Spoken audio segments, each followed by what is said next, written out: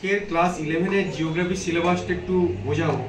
একটা আছে প্রাকৃতিক ভূগোল, একটা মানবীয় ভূগোল, আর একটা আছে ভারতের ভূগোল। তিনটে, ওর থেকে 35 নম্বর পড়বে, আর তোমাদের 15 নম্বর থাকবে প্র্যাকটিক্যাল। ঠিক আছে।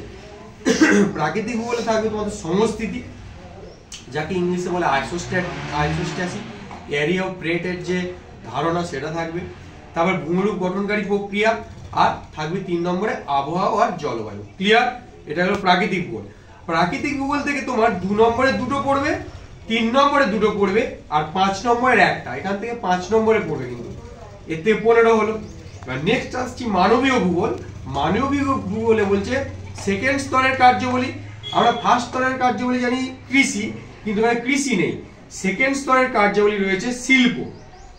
তৃতীয় স্তরের কার্যাবলী রয়েছে কি পরিবহন।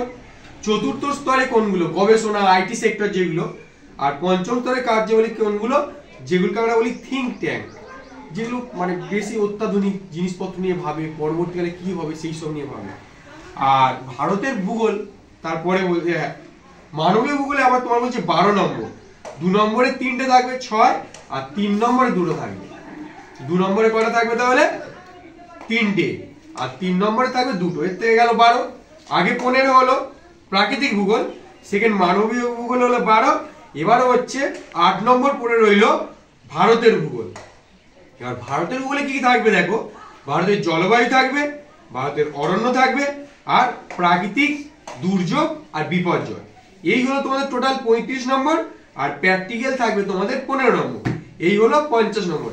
এটা একটুখানি এসো জুম করো। এই দেখো, এই উপরে এই সিলেবাসটা আমি দিয়ে দিয়েছি, একটু তোমরা একটা নোট করে নাও।